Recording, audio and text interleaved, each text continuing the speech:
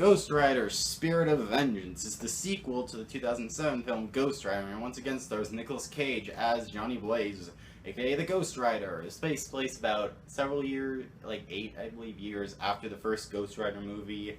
Cage has fled to Eastern Europe to hide himself because he's having trouble concealing his spirit, because he's the Ghost Rider. He's bound to the Spirit of Vengeance. And, yeah, the subtitle of the movie, it really doesn't mean anything, but whatever. And then the devil, apparently many years before, he had this son with this girl, and now the devil is hunting down this child so he can possess him, so he can possess a new human body, because he possesses human bodies for some reason, and Nicolas Cage has to protect him. I don't know. Not a very good plot already, you can tell. So I thought the first Ghost Rider was average-ish okay, but it was kind of too generic as a superhero movie for my taste. This one isn't as generic, but at the same time, it's really not that much better. It's slightly worse, actually. I think they're about equal, I guess, if you want to say, but neither of them are that great. But, you know, the important thing is they didn't bore me. They were somewhat entertaining. But anyway, Spirit of Vengeance. Nicolas Cage, this time, actually is way more over the top. He still underplays it in a few areas, but in other times, he's a lot more like the Nicolas Cage you'll recognize, who's really crazy and over the top, and especially like this one scene where he's pinning this guy against the wall to interrogate him, and he's like, yeah, you know what that thing's on the rider? He's got feet on your innocence unless you tell me, scraping at the door! That's exactly. Is my Nicolas Cage impression good? Please tell me. I can do the accent well, because I'm Nicolas Cage, baby. I'm the Ghost Rider! CG's a little better in this one, like Ghost Rider, he looks alright and stuff. And, you know, the plot, as I said, it's not really that much better. The writing also isn't that much better. There's still some dumb lines in there, some dumb writing stuff, but it's kind of on the same level as the first one, really. And I'll say the effects are better. You know, it's a 5-year difference between this and the last Ghost Rider movie. Yeah, and, I want to say, though, the action this time is slightly better, because, you know, Ghost Rider himself, like, Johnny Blaze in the movie a lot, but Ghost Rider is actually only in the movie, like, 3 scenes. He's not in it enough, I don't feel. Kind of, some people, like, say that to Iron Man 3, but, I don't know, I didn't really mind it so much, because Tony Stark kind of is Iron Man, but the thing about Johnny Blaze and Ghost Rider is, Ghost Rider's kind of like, he takes over Johnny Blaze, because he's the Spirit of Vengeance, and he just uses his body to do stuff.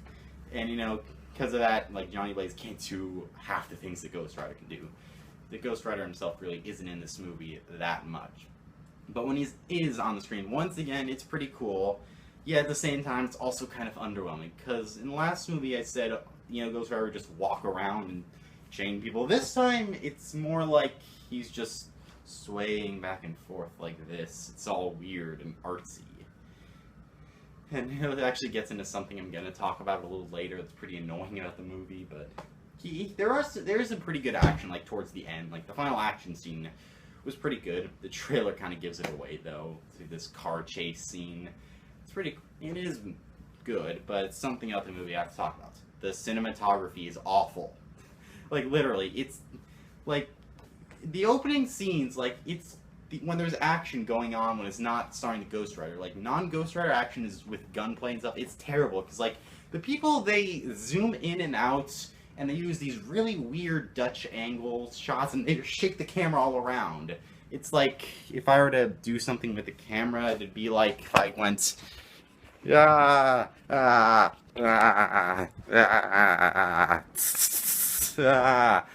let's do that. It's like that, really. Kind of an exaggeration, but still, it's not good. Like, that action is terrible. Like, Ghost Rider action, not bad, but it's so terribly shot, and it's annoying.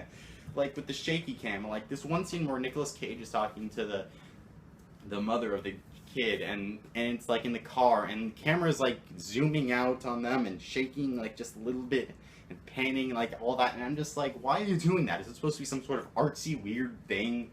It's really not well shot, I'll say that. And the sound editing is also really terrible. Like, the sounds in this movie go from really loud and obnoxious to just quiet, so you can't even hear what they're saying. And it's really, really poor, and it kind of hurt my ears a little bit, because I had to turn it up and down a little bit. But another thing about the editing is so annoying. Like, occasionally it does this thing where everything's going normal pace and all of a sudden it speeds up and then slow. I don't really know what it's called, but just in that, like, this one scene with Ghost Rider, like, he's going like, that's what it's like. And it's everywhere in the movie, and it's so annoying. Like, it just gets under my skin when I watch it, and it's just this weird, annoying thing. I don't know why they do it. It just, I don't understand it.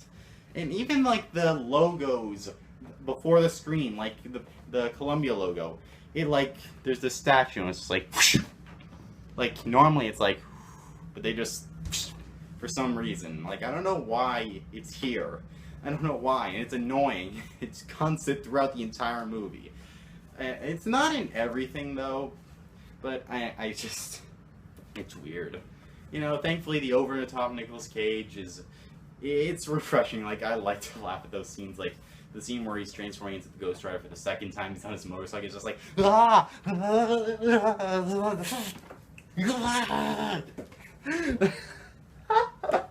It's pretty funny. I'll say that.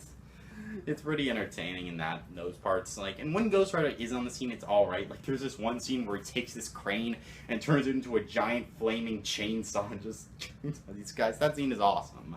I like that scene. But, you know, a lot of the movie, because I said there's not a lot of Ghost Rider in it, it's kind of boring. You know, the interaction between Cage and the kid, it tries to be like this weird, awkward father-son duo between them, but it doesn't really work that well, honestly. It's just kind of comes off as awkward and forced. And there's not a whole lot else about this movie that's worth talking about. The acting, once again, it's functional, but could be better, you know. The music is kind of forgettable this time. I kind of liked it better in the first one. CGI is better, whatever. It just kind of feels like this one, they try to fix some issues from the first one, but by doing that, they create more issues. Like this one, like, you know, the effects look better and the action is better, but at the same time, there's less action and the editing is annoying and the music's not as good.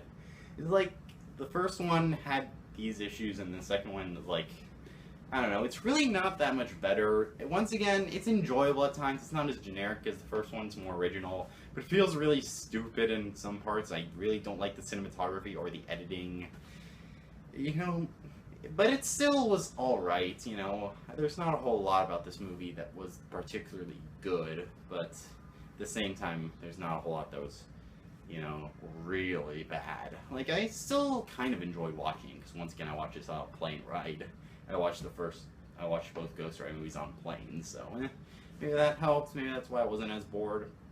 But regardless, I'm just gonna give it the same rating I gave the first one. Ghost Rider Spirit of Vengeance gets 60%, which is like C+, B-ish.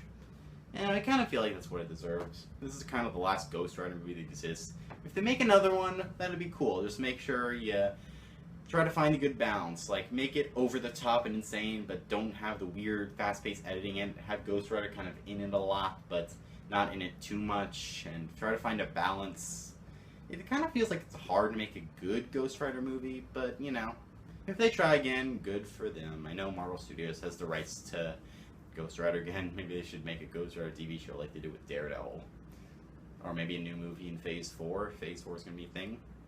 I don't know. Whatever. I'm done talking about Ghost Rider for now. If you enjoyed, rate, comment, like, subscribe, and all that, and I'll see you guys next review. Adios, home slices.